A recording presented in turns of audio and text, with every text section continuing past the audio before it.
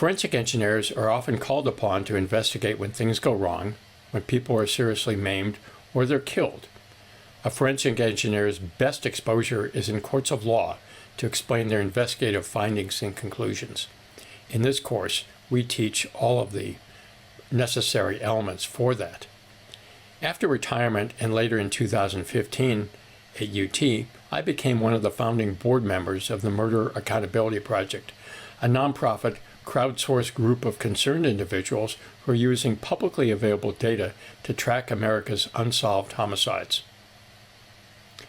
The group's board of directors consists of the nation's top specialists in the fields of journalism, computer science, law enforcement, criminology, and psychiatry.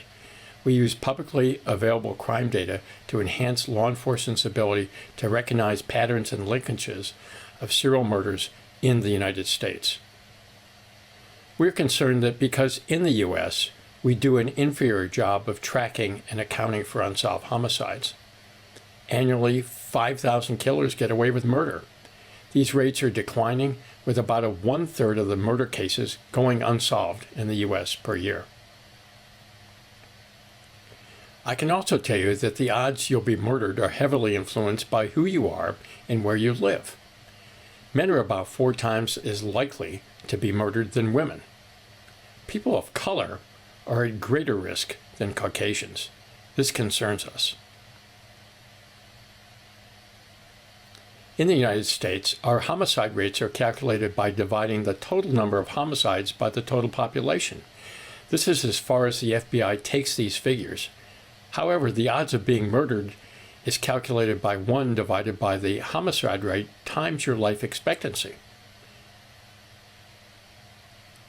In 2018, more than 16,000 Americans were murdered, and our population was slightly more than 300 million. So the annual murder rate of nearly 5 murdered Americans were for every 100,000 people.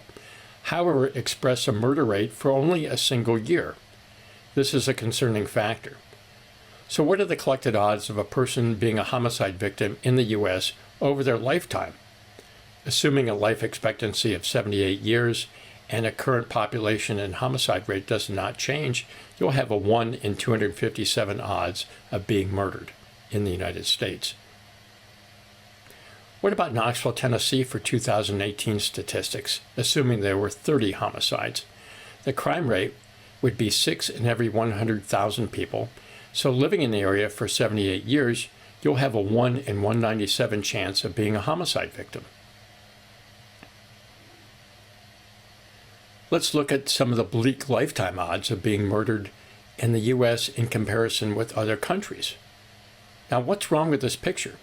The bleak takeaway is that solving murders saves lives, and that's the mantra that the Murder Accountability Project uses in its work.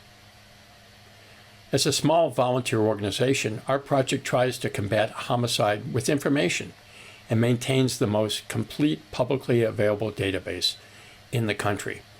Our database includes more than 700,000 killings, including more than 28,000 cases that should have been reported to the FBI but weren't. The bleak fact is that we're seeing declining clearance rates nationwide for homicides solved by arrests. We're also having problems obtaining complete data sets from participating agencies. We also have found that the clearance rates significantly impact the odds of being murdered in any jurisdiction.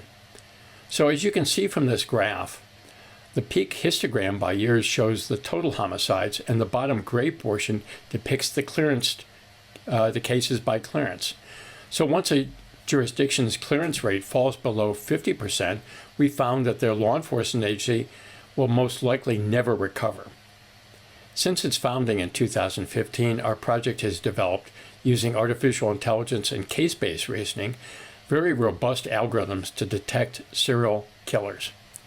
We've detected over 100,000 unique clusters out of our 700,000 and growing database of homicides. Using what we call the Dewey Decimal System of offenders that identifies unique clusters of killings thought to be similar and most likely committed by the same offender. This map shows the nationwide detected homicide clusters by metropolitan area. And this is a generally described map that is available through the MAP website. Our project often reaches out to its jurisdiction once a clearly defined pattern emerges in their data. Geographic clusters often point to the locations where the offender lives or works, but this is not always the case, particularly with highly mobile offenders such as long-haul truck drivers. In another cluster, we notified law enforcement agencies when we detected a geographic cluster of 60 unsolved homicide cases in and around the city of Cleveland, Ohio. Then, one morning, the Cleveland Plain Dealer's banner headline announced, "Could an algorithm help detect serial killers in Cleveland?" Again, I'll leave you with some impacting statistics. It is 1 in 9 that you'll know the victim of an unsolved homicide.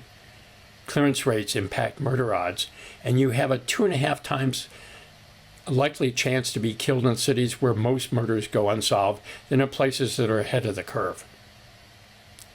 Finally, if your friends or family know of a victim of an unsolved homicide, they can gain access to our website to search for other possible victims, look at regional geographic patterns, or identify which law enforcement agencies to contact.